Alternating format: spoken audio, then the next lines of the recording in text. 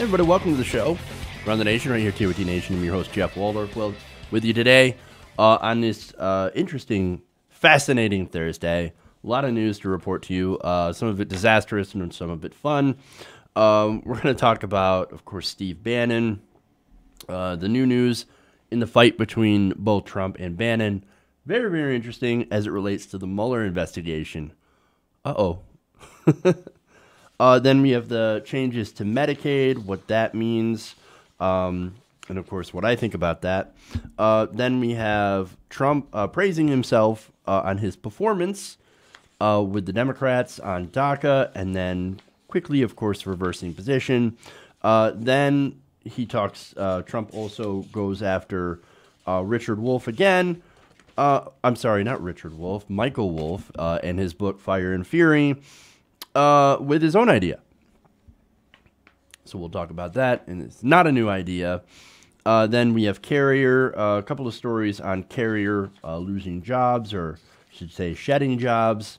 No thanks to the Trump tax cuts. And then we have, if we have time for it, Stuart Varney. That's all I have to say about that one. Stuart Varney. All right. So that's what we've got today. Before I get into the show and start it properly, I do want to thank the patrons who support us. You guys make sure that we're able to do broadcasts 5 days a week, so thank you so much for doing that, for supporting us via Patreon. If you want to support the show, patreon.com/TYTNation. That's how you can donate. You can do it once, or you can do it on a monthly basis. So that's up to you guys. But again, I really appreciate everybody who helps make this show possible. So it wouldn't be here without you guys. All right. So with that, please make sure to give us a like and a share if you haven't already. Especially share, because that helps us get out to everyone else. All right. So with that said, let's move into the first story. Let's have a little bit of fun and talk about Steve Bannon. Whoops. All right. Fun times, right? All right.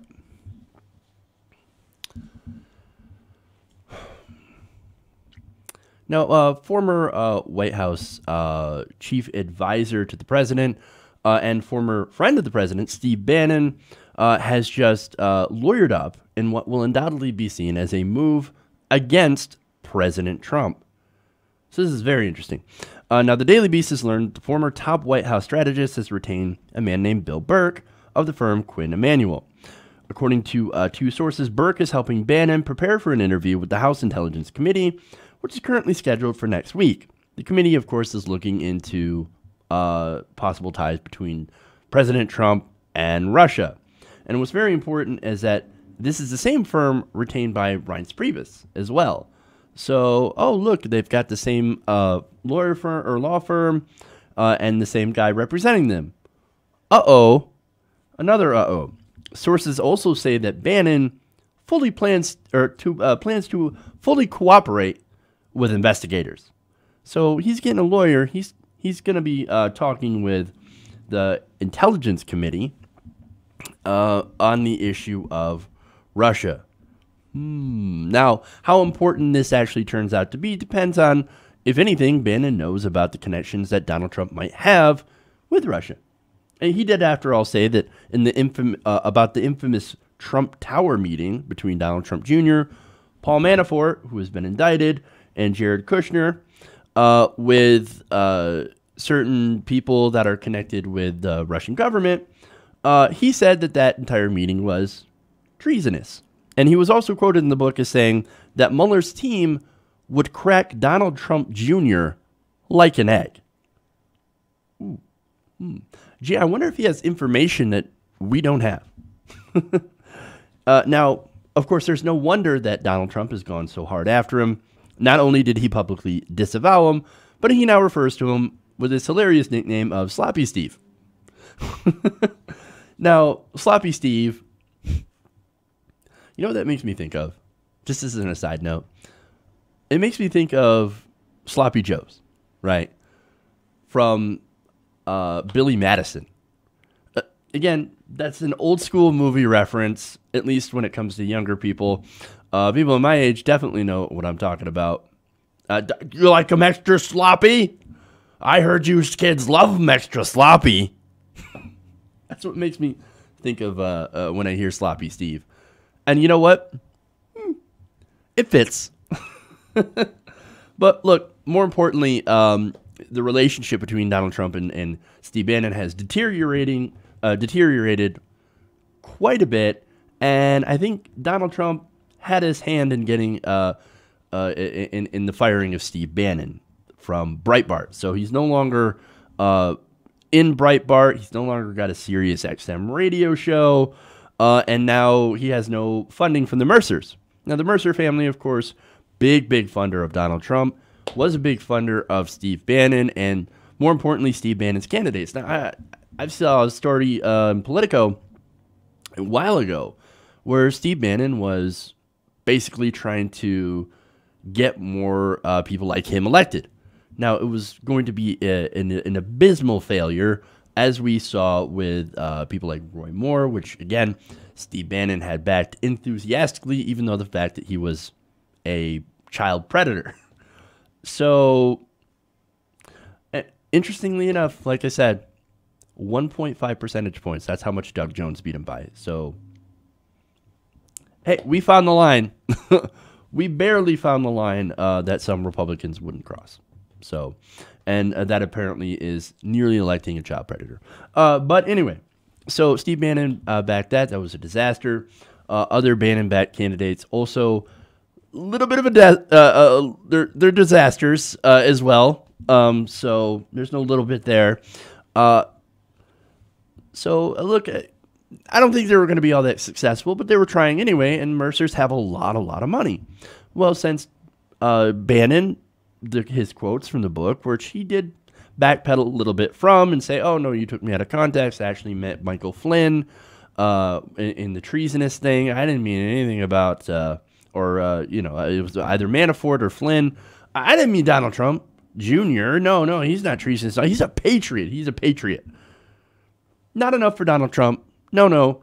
Donald Trump is super pissed and, of course, does not like Steve Bannon at all. So there is this interesting war going on, which it seems like, at least it seemed like at the beginning, Bannon was on the losing end, but who knows? He might actually get the last laugh. We don't know. With that in mind, it looks like Steve Bannon has lost a lot because he lost his position at Breitbart, lost out that money from the Mercers, and all that stuff. So we don't know where he's going to end up. But we do know when somebody like that's backed into a corner, that's when they get dangerous. So it's possible that, look, at once he was an ardent defender of Donald Trump. He's not exactly going out there and attacking him. But it's possible with this could mean that he could possibly flip on Donald Trump.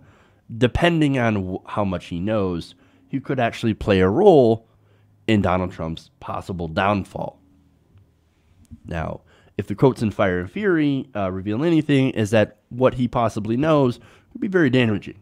So, if this is the start of the Bannon strike back, well, it could be epic. I mean, he's not exactly going out there and saying terrible things about Donald Trump, but if he cooperates with the investigation, and that leads to money laundering, as he had said in those quotes, hey, look, the thing that's going to bring down Trump is not collusion with Russia. No, it's going to be the money laundering.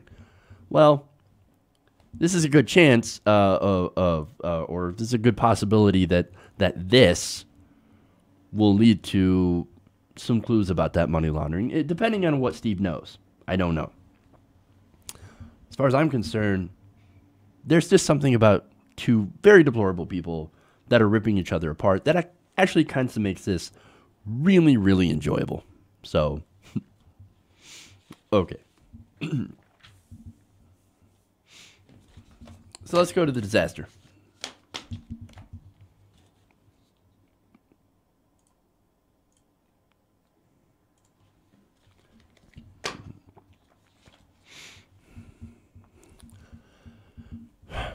The Trump administration is now escalating its war on poor people by now allowing states to put in work requirements for Medicaid. According to Reuters, the Centers for Medicare and Medicaid Services have now issued guidance making it easier for states to design and propose test programs that implement work requirements and other activities as a condition of eligibility. Those other activities include volunteering or job training. So basically, hey, if you want health care, if you want to be on Medicaid, well, then you're going to have to go and do something. You're going to have to go and volunteer. You're going to have to go and work if you actually want health care.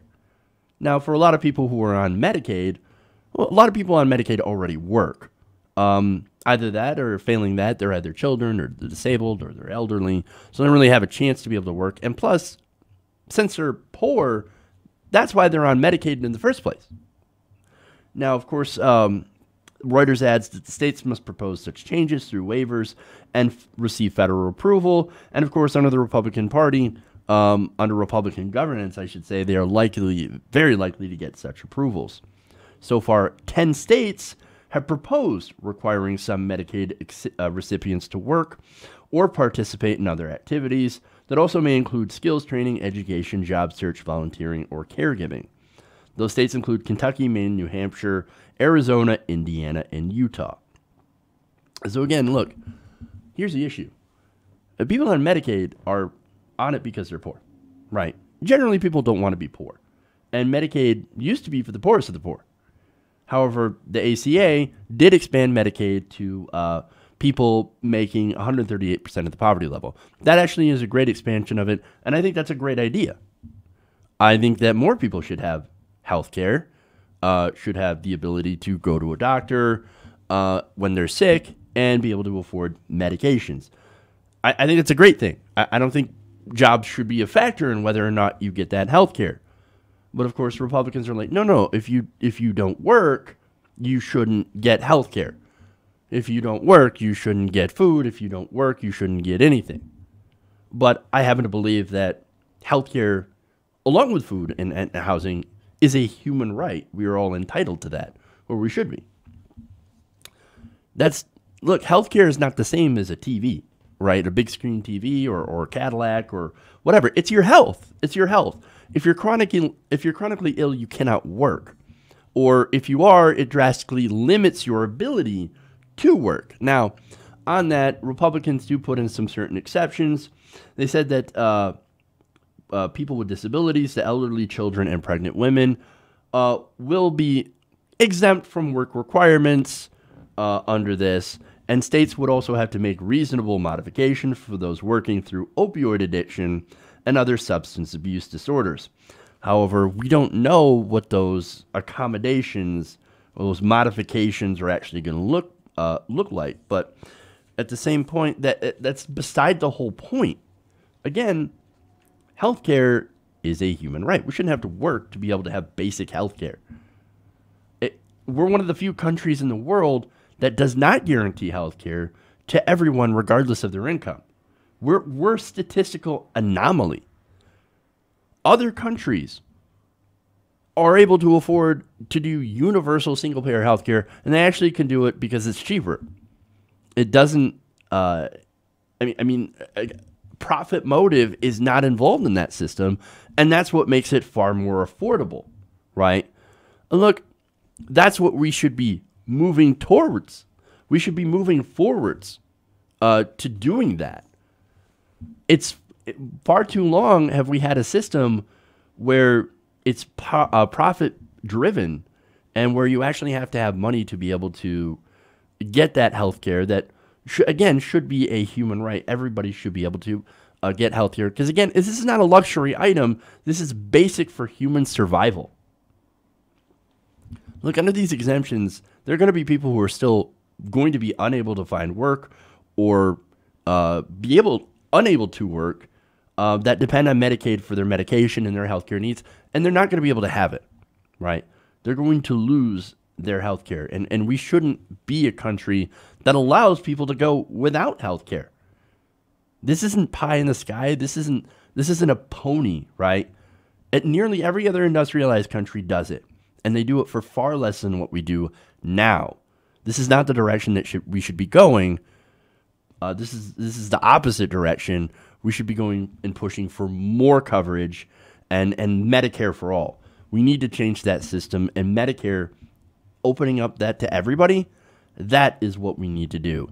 Not reduce eligibility and put in work requirements, but that's what you get from Republican governance.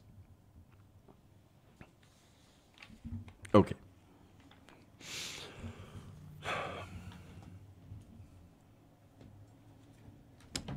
Moving on.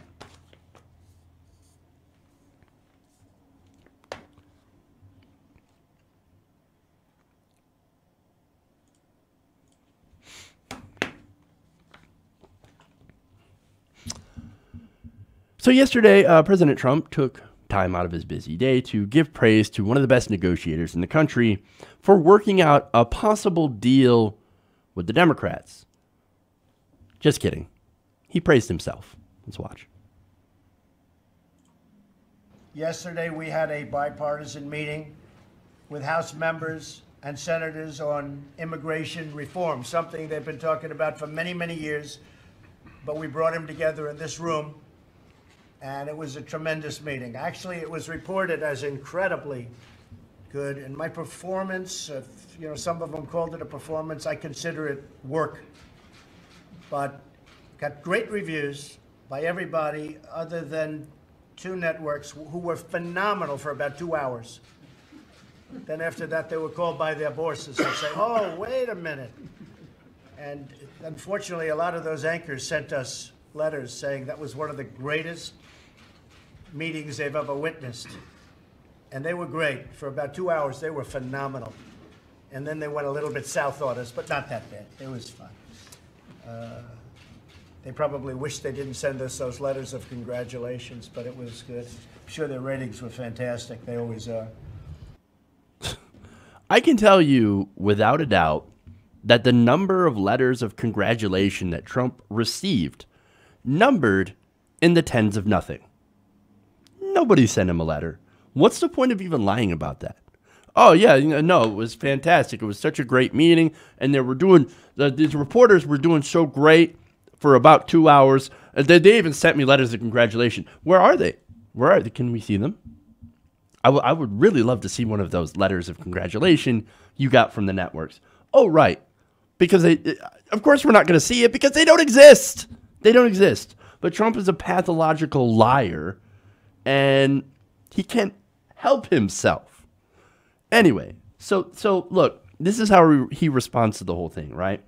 So the whole thing is that they were talking about something that was really important. He was negotiating with Democrats, and actually he was less negotiating and more of like, I don't know, you guys figure out something, and then I'll sign it. That's Trump's negotiating skills. Hey, man, look, it works out great for us if we get a clean DACA fix, right? Wonderful, perfect. Hey, that's some top-notch negotiating, Donald Trump. Love it, love it. But no, that's like he's like, I don't know, I'm lazy. I'm not gonna you do it. I'll sign whatever you put in front of me. That's exactly what he said verbatim. I will sign whatever you put in front of me because I trust you people. Oh. Again, this has to deal with DACA, which is a fate of hundreds of thousands of people who were brought to the United States through no fault of their own and face deportation. But see, President Trump doesn't have an ideology. He doesn't have a real position on any of this. The reason that he wants the wall, by the way, and later on, he went back on this and say, oh, did I say that I'm going to sign anything that you put in front of me? No. Actually, now, if we want DACA, we're going to have to get funding in the wall.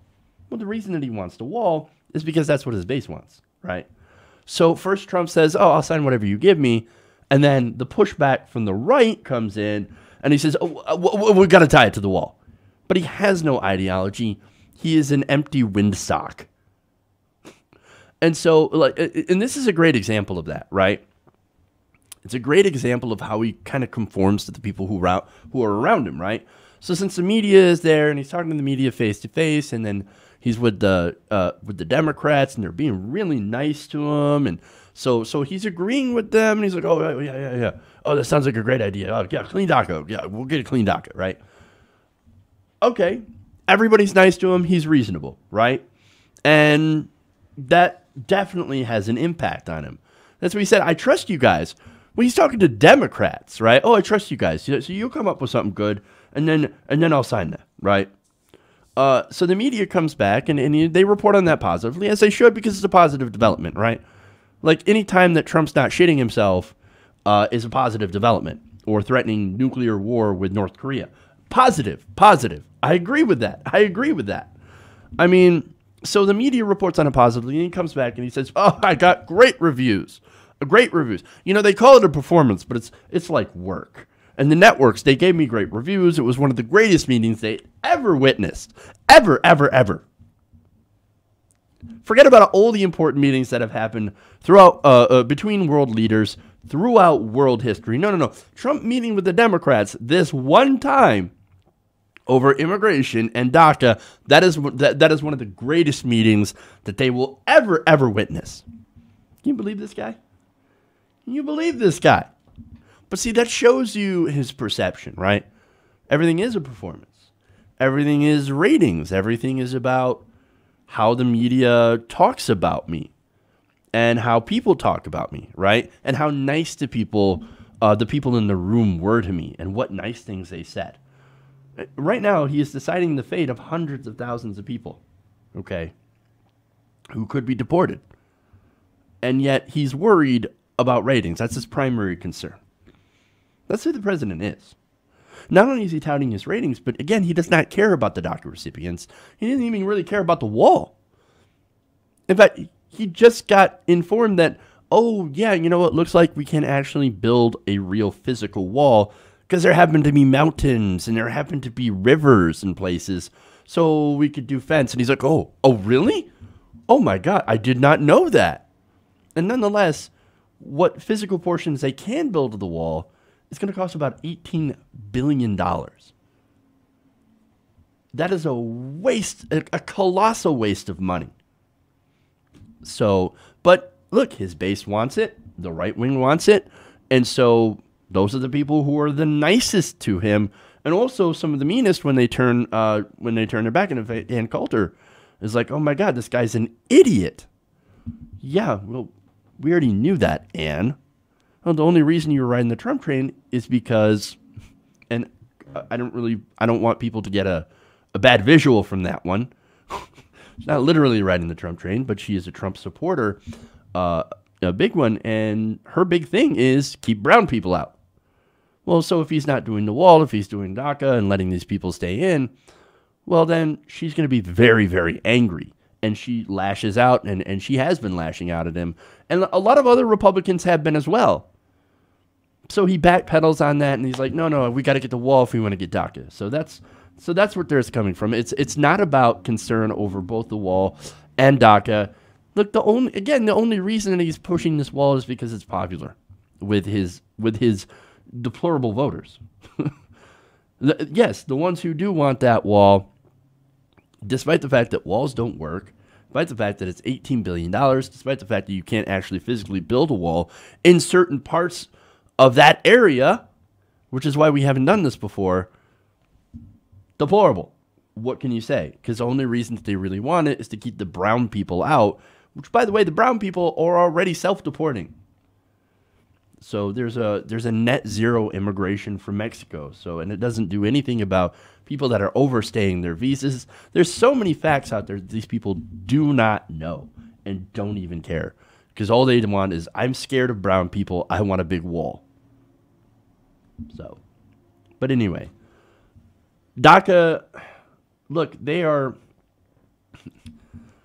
he's willing to use these people as a bargaining chip. Okay? Their lives don't actually matter. And it's funny because when the media and Democrats are nice to Trump, he loves their ideas. He loves doing deals. And then when it's his base, which has no empathy whatsoever, when they decide to push back, suddenly he's back on the wall. He's got no ideology. He's got no policy. He is an empty sock. And he's just in this in order to get the attention he so desperately craves. That's who Trump is.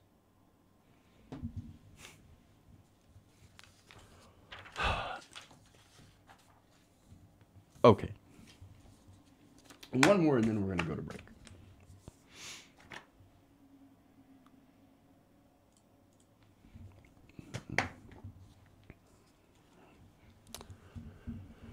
So President Trump is very, very upset about the book by Michael Wolff, Fire and Fury Inside the Trump White House.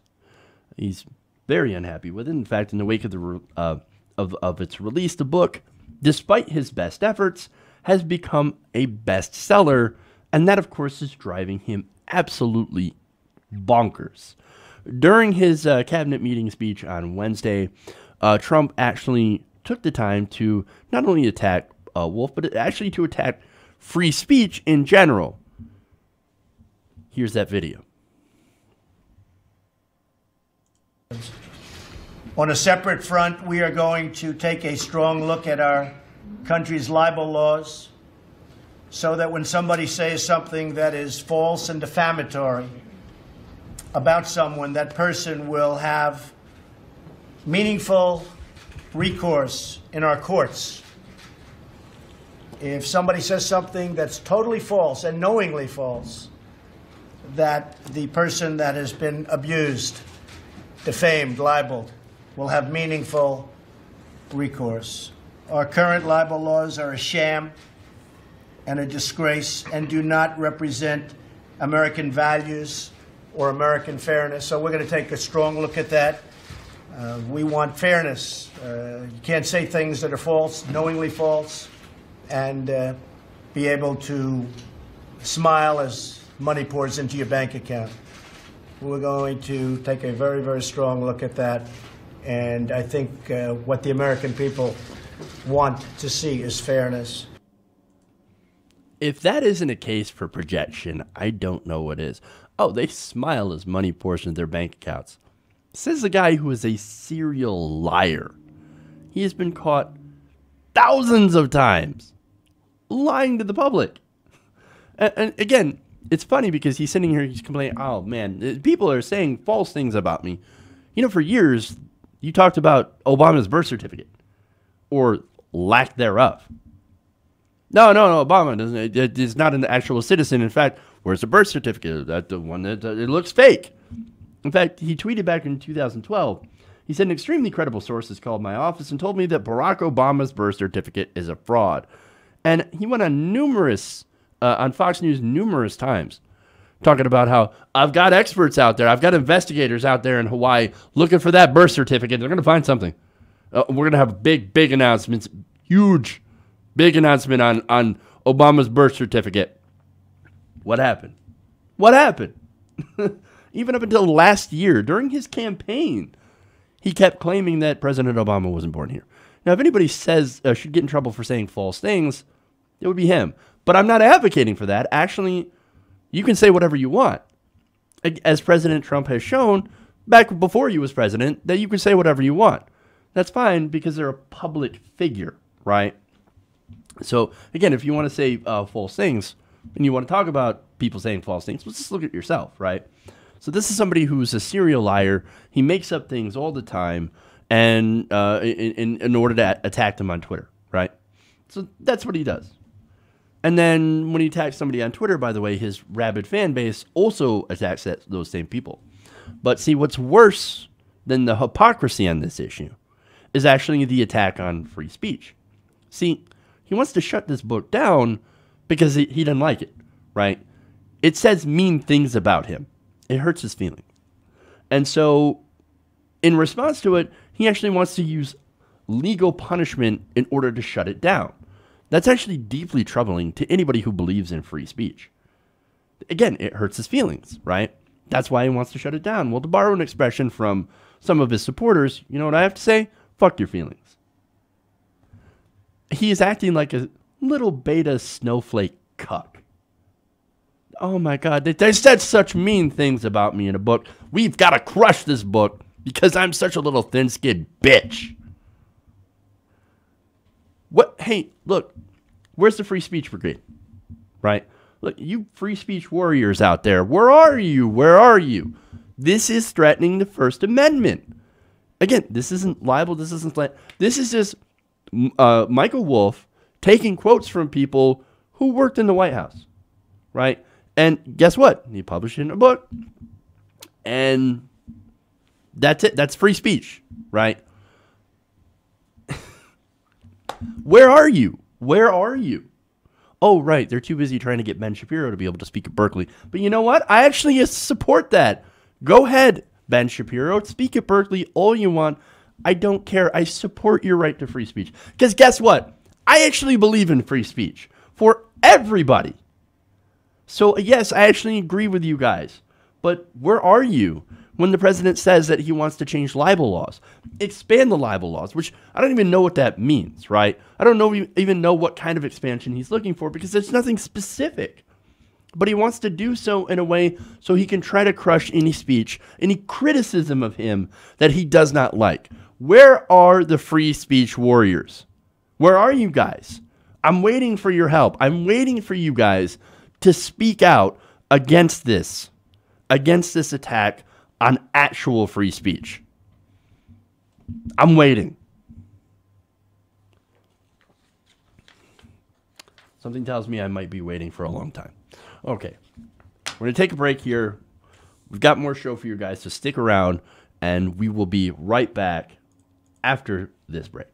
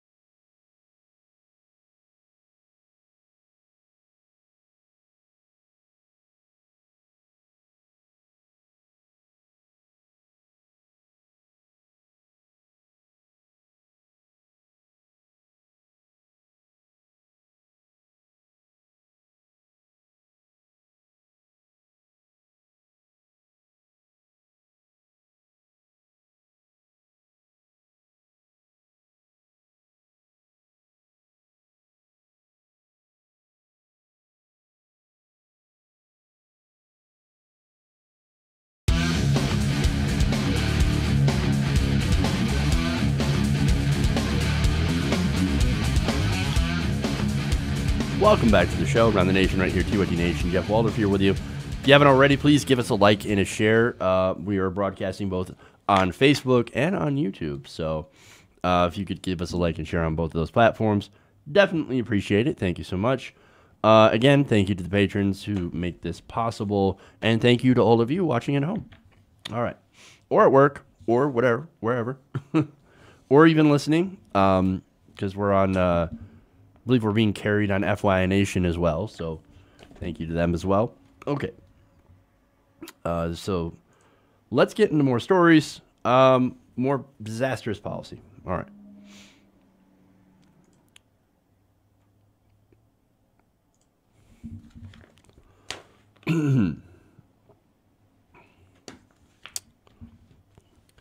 Of many of the promises Donald Trump made to middle America, one of them was to save their jobs from being outsourced.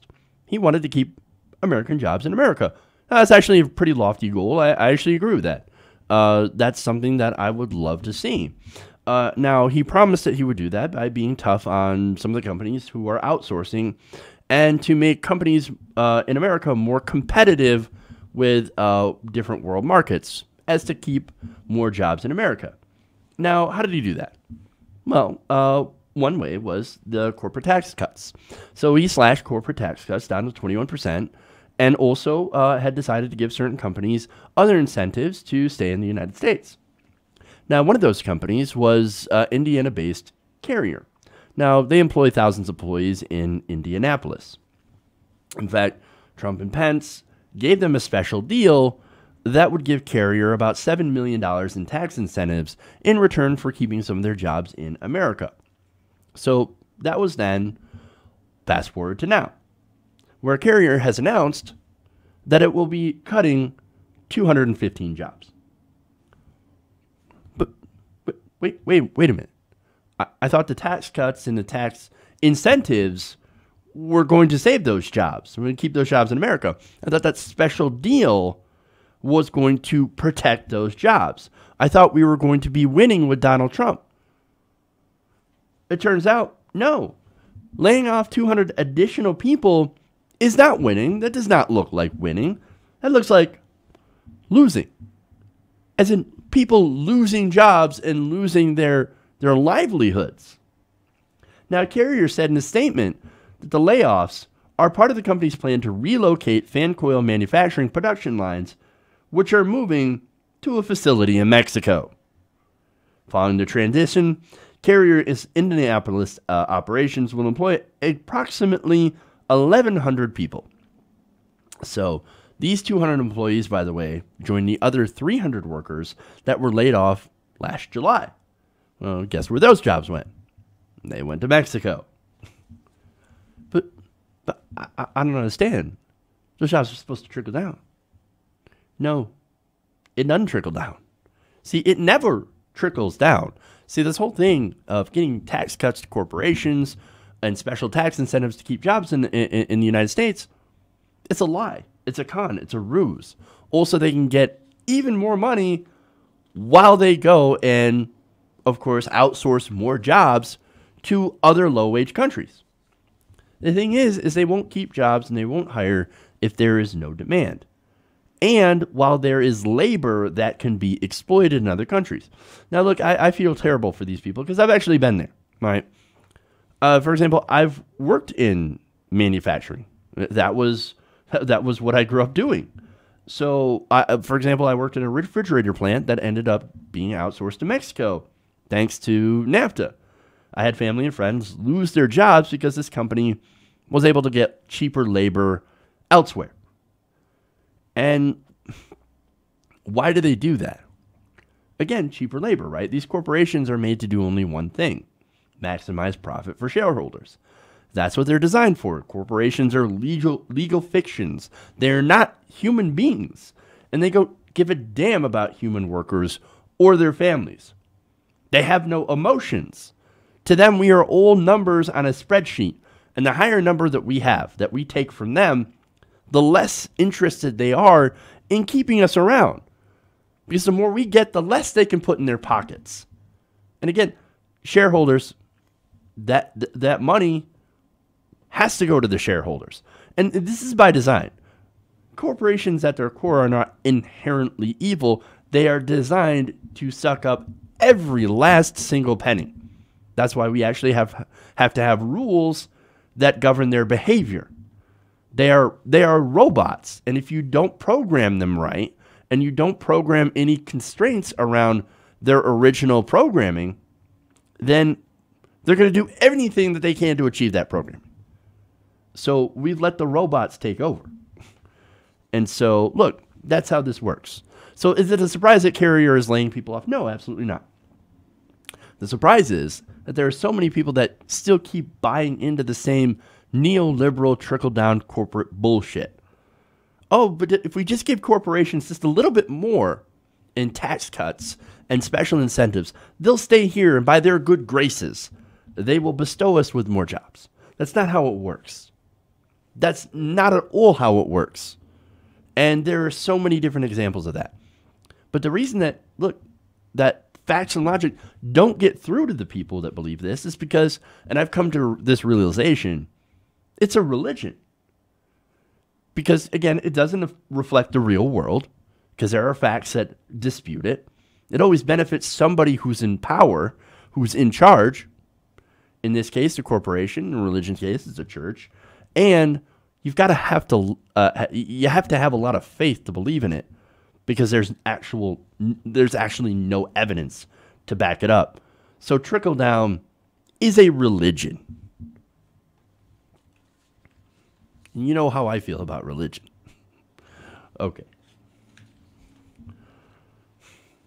I've got more on Carrier.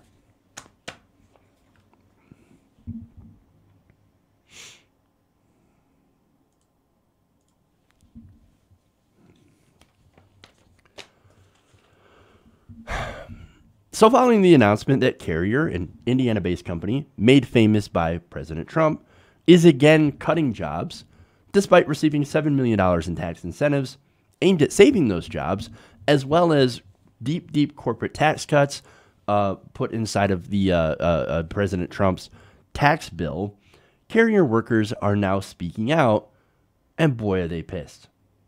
Now, Chuck Jones is actually a former union president for the United Steelworkers of America, and he actually went and addressed these Carrier workers who are, again, not very happy that they're losing their jobs, especially when they were promised that they would be able to keep their jobs. Now, Jones had some rather harsh words for the president, which reflects some truth in what's going on. Now, he said, quote, "I think everybody ought to respect the people that hold office. I think everybody ought to respect the president of the United States and the office he holds." Okay. But Donald Trump, he says, is a liar and an idiot. Damn. He said everybody's well aware of it. He campaigned to Bernie Sanders' message. He campaigned on keeping jobs here in this country. We've got some people here that voted for Donald Trump because of the promises that he made.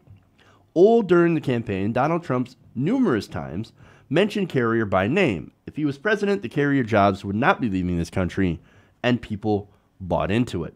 And that's, of course, true. And look, one of the things that appealed to people in the Midwest was his rhetoric on manufacturing. As somebody who worked in manufacturing, I understand not only what it's like to see, of course, your job outsourced firsthand, but, of course, the failure of people in Washington to address that. The people in Washington seem to be making more and more horrible trade deals that make it more likely that your job is going to get outsourced.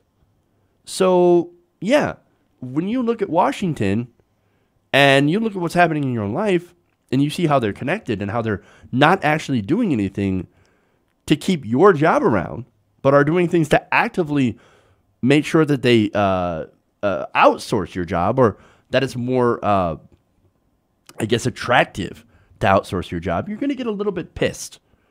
And you're going to start thinking, those people don't care about us. Well, if you're thinking that, then you're absolutely right. There are a lot of people in Washington that don't give a fuck about you. And so, yes, I understand that. Now, they don't address the needs of working class people, which, by the way, and I always get frustrated at this, right? Working class doesn't mean white people. Working class means everybody who's in the working class. People of color. I've worked beside people of color on the factory floor. So, again, there's a lot of establishment Democrats who want to make this all about, like, no, you don't understand, working class just means white. So when Bernie Sanders talks about the working class, he's only talking about white people because he's Bernie bro. No, that's not at all. It's not at all true. Many of the working class people are minorities. And so they benefit just as much from policies aimed at helping the working class as white people. But anyway, speaking of Bernie Sanders, right? Now, Trump spoke to this issue of manufacturing, as did Bernie Sanders. Now, unfortunately, in this election, we did see that economic anxiety was not the most predictive measure of support for Donald Trump. It was actually racial resentment that was a bigger factor, but nonetheless, economic anxiety was an important factor in places like Michigan, which, by the way, was won in the primary by Bernie Sanders. Now, Michigan is my home state, and we've been decimated by outsourcing. For example, the town that I was born in and lived in a lot of my life, they lost the main factory there and all the supporting factories as well, and that town was literally falling apart. Where there once was, a proud worker base of 3,000, 4,000 people, now there's been a lot of people that have left that town, and the rest are stuck in low-wage jobs. Drug use and alcoholism has increased. It's actually become more of a meth town instead of a manufacturing town. And that's super, super sad to see your town fall apart like that. But that's happening all over the country. It's happening in places like Pennsylvania, Wisconsin, again, Michigan, Ohio, Indiana, all these different places. Incredibly sad. But here's the thing. What Trump spoke to as the problem and as the cause for this is, it's Mexico and China. Well, they're kicking our ass because of Mexicans coming over and stealing our jobs, of course. And, of course, we have stupid leaders. Well, he's right about stupid leaders. But Bernie Sanders, on the other hand, spoke to as the lack of strong unions to challenge the corporate powers. So we have both. Actually, Trump's wrong about the stupid leaders. They know exactly what they're doing. They're working for their donors, their giant corporate donors. And they do so to get these donations. Millions and millions of dollars in donations to keep wages low and to keep, of course, these companies, to give them gigantic tax breaks and to allow them to go and outsource and to go and hide their money in the Cayman Islands and in other tax shelters. So Bernie Sanders spoke to that. And he said, look, what we need is we do need some sort of protectionist trade. We don't just need this unfettered free trade, which is geared against the worker, but we also need stronger unions. And I think that's a great point because, look, union membership has hit its lowest point ever. In 2016, for example, just 10% of Americans were inside of a union. Now, interestingly enough, those people who are still in unions, they actually enjoy higher wages and benefits than people who are not in unions. And I can attest to that personally because I've worked in both union and non-union manufacturing shops. And there's actually a world of difference. For example, when I was in a union shop, I actually received better pay, benefits, and I actually was treated better as a human being, which is amazing. For example, we used to hit goal and then go beyond goal, and we get a pizza party. It was awesome, right? So it was one of those things like that kind of motivates you to work even harder when you get above goal and you make so many parts and good parts, and you actually get rewarded for it. That's what happened in the union shop. When I was not in the union shop, I actually had lower pay, less benefits, and yes, they actually treat you worse. So let me give you an example. So I wasn't at this meeting, but I had heard some coworkers talk to some coworkers about a meeting on health insurance, health benefits, right? The boss during that meeting was basically yelling at people who used health insurance for their children, right? So they had health insurance, and of course, they paid part of it, and the company also paid a big part of it. And he was complaining that, well, your children keep getting sick. Yeah, that's what happens to kids. They get sick. But you're using too much of your benefits. That means I have to pay more. So I don't like that. So we're going to have to go to an even cheaper insurance that actually is less comprehensive. But wait a minute. You're yelling at people for something that's not their fault. And you're blaming them, and you're actually reducing their ability to get good, decent insurance. That's bullshit. Now, you think that would happen if there was a strong union or strong labor laws? Do you think you could get away with that? No, of course not. But see, that's why they hate unions. Because it gives them because they fight against that, right? When there are no unions, there's nobody to push back against it. And that's why, of course, these companies and these politicians, these pundits have actually convinced you to hate unions too. Because the corporations hate them. And they're like, well, if we get the workers to hate them and not join them, well, then we can steamroll our workers. Now, that actually leads to the next part of what Jones was saying. Now, he said, unions keep getting our ass kicked in elections because some members do not turn out to vote. I would also add, or they vote Republican, which gets me every time, right? Like, no, you're voting against your own economic well-being. That's crazy. But I think a lot of these people are uneducated voters. I certainly was at the time when I was in the union, so, but I never voted for Republicans. I just didn't vote. And that was a huge, huge mistake. And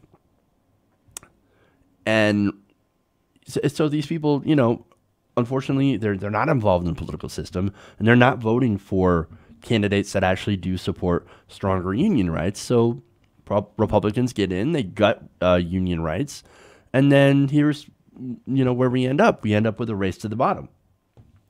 Now, Jones also, in his speech, took aim at the vice president.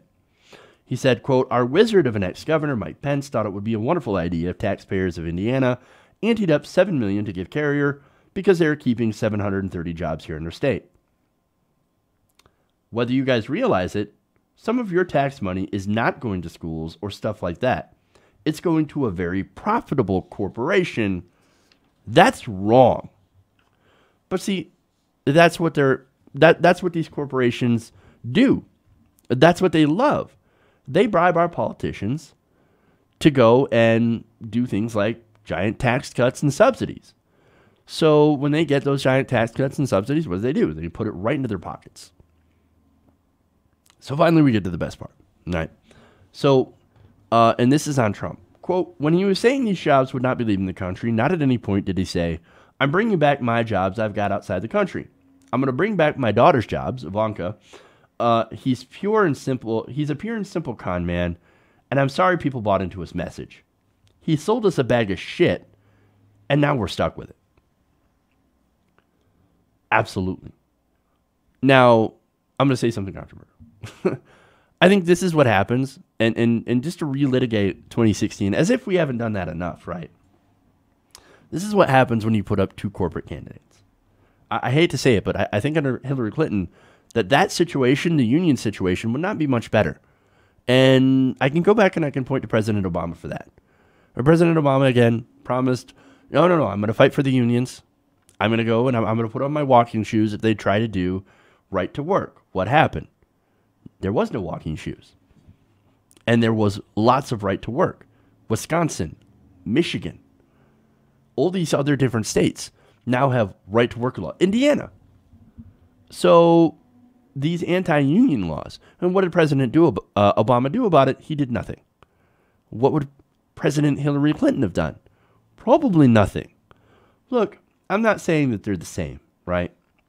Hillary Clinton's not an insane person. She wouldn't be out there attacking Mexicans and Muslims.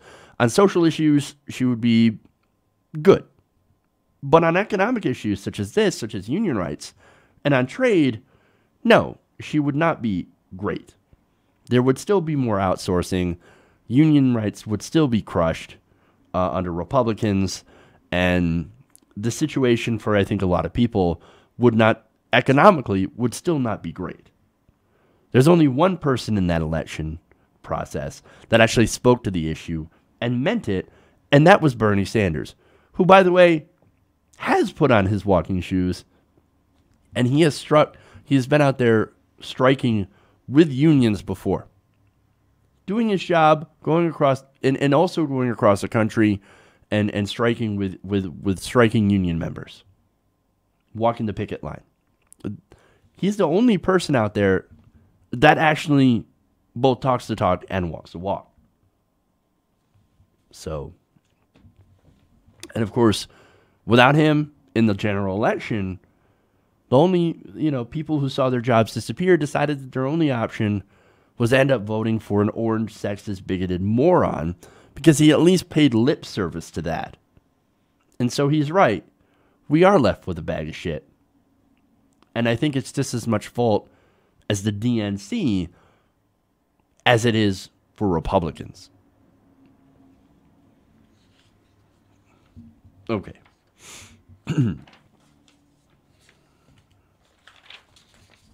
One more story here.